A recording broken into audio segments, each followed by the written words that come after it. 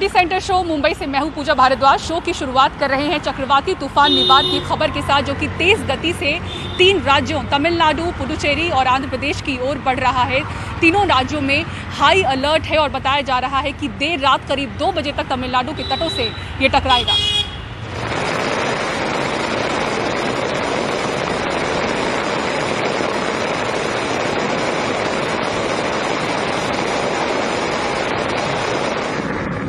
बंगाल की खाड़ी में निवार बेहद खतरनाक तूफान में तब्दील हो रहा है। वहां तेज बारिश शुरू हो चुकी है और तेज हवा भी चल रही है। एनडीआरएफ के डीजी ने कहा है कि हमने अपनी तैयारियां पूरी कर ली हैं। तटों के पास से लोगों को सुरक्षित जगहों पर पहुंचाया गया है।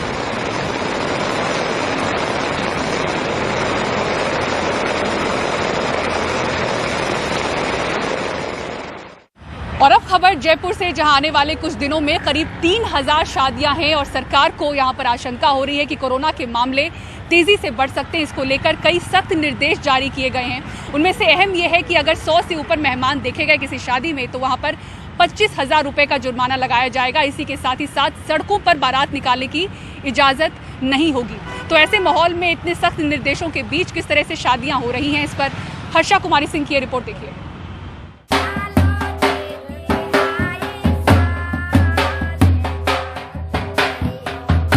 शादी का सीजन है और बढ़िया सावे भी हैं, लेकिन कोरोना के चलते शादियों में वो रौनक कुछ कम नजर आ रही है।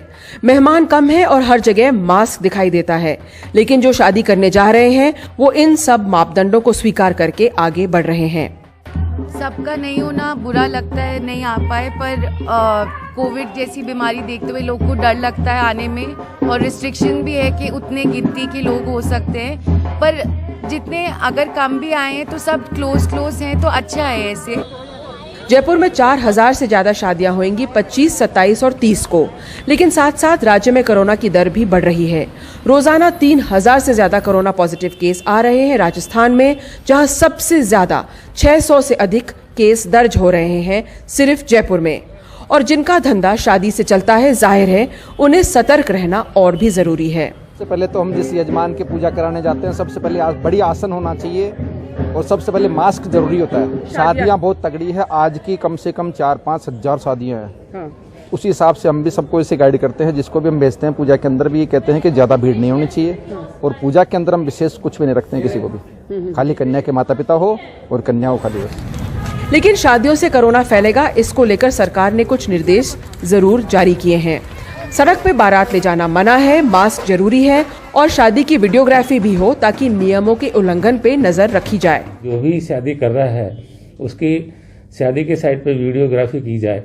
वीडियोग्राफी के कारण उस समय जब शादी हो रही है, शादी वाले को या बारात वाले को डिस्टर्ब नहीं किया जाए। उसके बाद में वीडियोग्राफी देख के डिसीजन लिया जाए कि उन्होंने नियमों का उल्लंघन तो नहीं किया है। अगर नियमों का उल्लंघन किया है तो उसके पेनल्टी का प्रोविजन है, 10,000 से लेके और 25,000 तक का उसके पेनल्टी लगाई जाएगी। शादियां 3000 से ज्यादा हैं एक दिन में, और स्वास्थ्य विभाग को चिंता है कि कहीं दिवाली के बाद जिस तरह से कोरोना का ग्राफ बढ़ा था, वैसे ही शादियों की सीजन के बाद ही कोरोना में बढ़ोतरी ना हो। जयपुर से हर्षा कुमारी सिंह, एनडीटीवी इंडिया। और किसान आंदोलन की बात करते हैं, जिसमें तेजी दिख रही है क्योंकि दिल्ली ये कूच कर रहे हैं प्रदर्शन के लिए। इसमें सबसे ज्यादा जो तादाद है वो पंजाब के किसानों की है। अंबाला बॉर्डर पर इन्हें रोका गया, जिसकी वजह से देर तक हंगामा चलता रहा।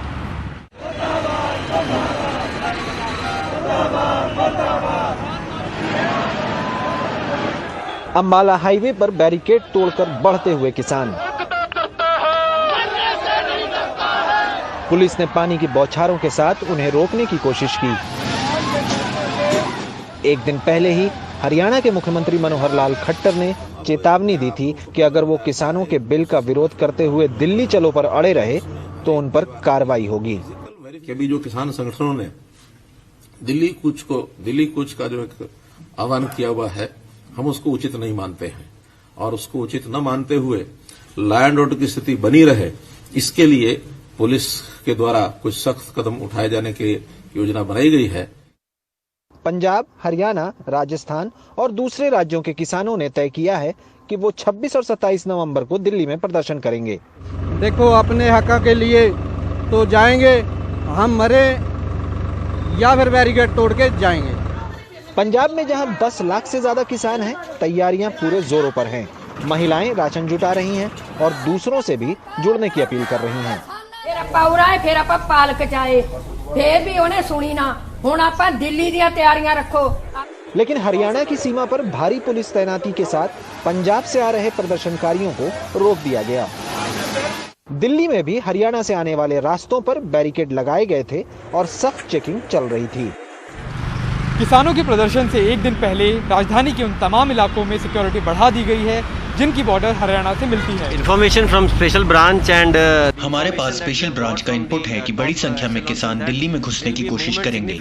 हमने बॉर्डर पर फोर्स बढ़ाई है और अगर किसान प्रदर्शन के लिए घुसने की कोशिश करेंगे तो हम कार्रवाई करेंगे। Borders so it has to be manned throughout. दिन भर के लंबे ट्रैक्टर मार्च की वजह से नेशनल हाईवे के ट्रैफिक पर भी असर पड़ा।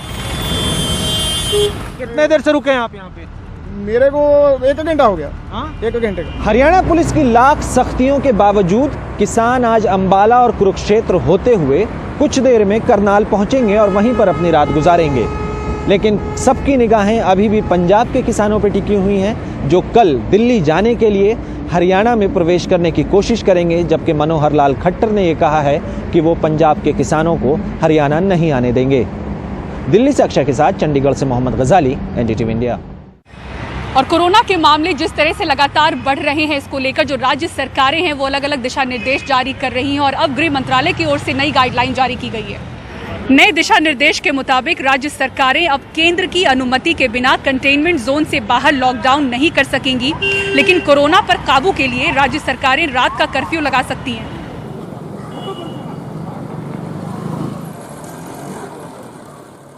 लॉकडाउन के शुरुआती महीनों में चोरी के जितने मामले देखे गए, वहीं अक्टूबर तक आते आते जो मामले हैं वो 4 से 5 गुना बढ़े हुए मुंबई शहर में नजर आ रहे हैं।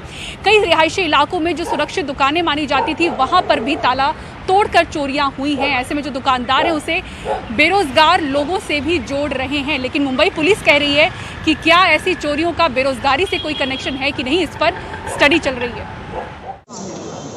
आर्थिक तंगी और बेरोजगारी की कई शिकायतों के बीच लूटपाट के मामलों ने तेजी पकड़ी है।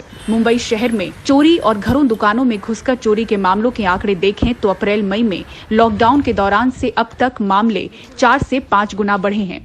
अप्रैल महीने में 100, मई में 100, जून में 231, जुलाई में 386, अगस्त में 453, सितंबर में 457 और अक्टूबर में तेजी दिखाते हुए 556 मामले दर्ज हुए हैं। शहर के सुरक्षित रिहायशी इलाकों के दुकानदार भी अब ज्यादा सावधान हैं। गोरेगांव ईस्ट में सुपरमार्केट के मालिक दामजी भाई कहते हैं कि रात में ताला तोड़कर चोर 7,000 ले उड़ा। हैरान है क्योंकि इस इलाके में इस तरह की चोरी पहले नहीं देखी गई। दुकान के आसपास काम मजदूरी के लिए भटक रहे लोगों का इसमें हाथ मानते हैं।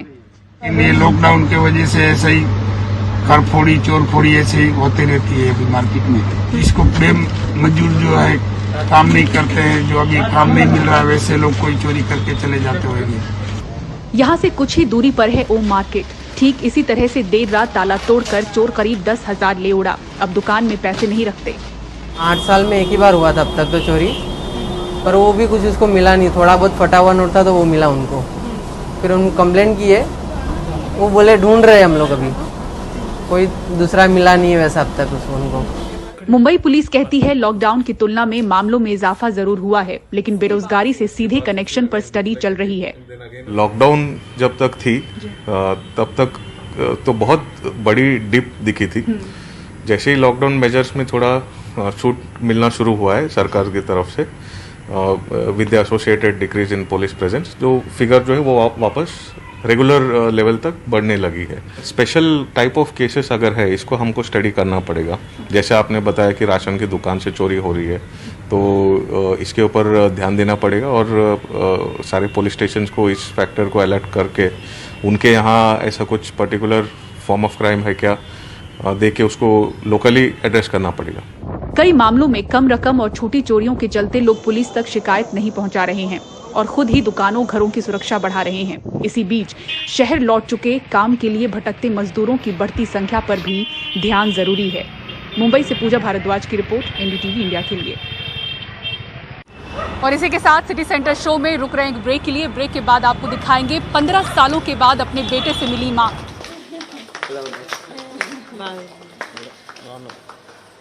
मेरा मित्र जी इतना बड़ा हो गया।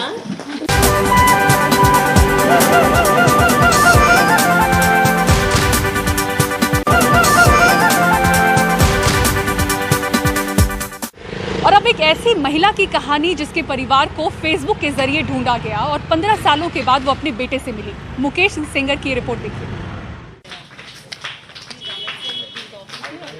मित्रजीत चौधरी तब 7 साल का था जब उसकी मां उसे कोलकाता में छोड़कर दिल्ली आ गई। अब वो 22 साल का है। 15 साल बाद पहली बार उसकी मुलाकात अपनी मां रमा देवी से हो रही है। दोनों के लिए ये लम्हा कितना भावुक होगा, इसका शायद अंदाजा लगाना भी मुश्किल है। मां ने बेटे को गले लगा करके कहा कि बेटा इतना बड़ा हो गया है। इस लम्हे को शब्दों में बयान नहीं किया जा सकता। इतना बड़ा हो गया। आसपास खड़े लोगों की आंखों में भी आंसू छलक आए। हमारे मन में ये सवाल कभी नहीं उठा कि वो नहीं रही। अच्छा, कभी नहीं। आप मतलब पॉजिटिव थे कि माँ मिलेंगी एक दिन? मिलेंगी। अच्छा। मिल गई बस। तो आपने कोशिश किया कभी की? कोशिश तो बहुत की लेकिन जरिया नहीं मिला। अच्छा, जब जरिया मिला तब बात बन गई, काम बन गया बस। तो आप खुश हैं? हाँ बहुत, फिलहाल के लिए तो पार्टी करेंगे यहाँ से निकल के। Who gave you idea that you should be on Facebook? आजकल के तो लड़के छोकरे सब तो यूज करते हैं फेसबुक, हम भी उसमें से एक। बस ये हिडन ट्रेजर हमें ढूंढते ढूंढते फेसबुक से अपना बेटा मिला। So he is my hidden treasure. आंसू बहाते थे अकेले में, तो फिर ऐसे राजेंद्र कुमार मुझको इबास रेफर किया कोर्ट से। फिर इबास में 9 महीने रही। I want to say this that I am feeling very happy. मैं उनके लिए बहुत खुश हूँ। वो बहुत लंबे समय बाद मिले। दोनों एक दूसरे के साथ बहुत प्यारे लग रहे हैं। मैं भगवान से प्रार्थना करती हूँ कि ये हमेशा एक दूसरे के साथ रहें। I am saying it from the bottom of my heart. दरअसल 2005 में रमा देवी पति से नाराज होकर कोलकाता से दिल्ली आ गई। वकील थीं, इसलिए सुप्रीम कोर्ट में प्रैक्टिस करने लगी। लेकिन यहाँ वो मनोविकार से पीड़ित हो गई और वो पिछली जिंदगी के बारे में सब भूल गई। 9 महीने तक उनका दिल्ली के इबास अस्पताल में इलाज चला। फिर वो रिहैब सेंटर में आ गई। एक दिन उन्हें अपने बेटे का नाम याद आ गया। फिर रिहैब सेंटर के लोगों ने बेटे को खोजने के लिए फेसबुक का सहारा लिया, जो काम कर गया। सोचा कि क्यों ना हम फेसबुक में इनके नाम से ढूंढते। तो फिर हमने मित्रजीत करके नाम हमने ढूंढा, तो इसमें 6-7 नाम थे। तो हमने सबको मैसेज लिखा, तो सिर्फ इन्होंने ही रिस्पॉन्ड किया। तो हमें ये समझ में थोड़ा सा क्लू मिल गया था कि हाँ इन्हीं की मम्मी मिस्ड है, तो इसीलिए वो थोड़ा सा रिस्पॉन्स दिया।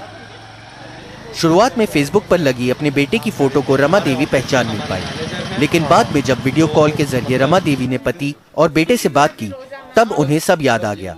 फिर क्या था, एक MNC में काम कर रहा रमा का बेटा मां को लेने फ्लाइट से आ गया। रमा को न सिर्फ रिहैब सेंटर की तरफ से बल्कि कई लोगों की तरफ से तोहफे दिए गए। रमा अब खट्टी मीठी यादों के साथ अपने घर जाएंगी। वक्त के फासलों और मानसिक मनोविकार ने एक माँ को उसके बेटे, एक पत्नी को उसके पति से अलग कर दिया था। लेकिन जब मिले हैं तो भावनाओं का सैलाब उमड़ पड़ा है। ये रिश्तों की नई शुरुआत है। नई दिल्ली से कैमरामैन सचिन गुप्ता के साथ मैं मुकेश सिंह, NDTV इंडिया। और इसी के साथ सिटी सेंटर शो में मुझे दीजिए इजाजत। खबरों के लिए देखते रहें NDTV इंडिया। नमस्कार।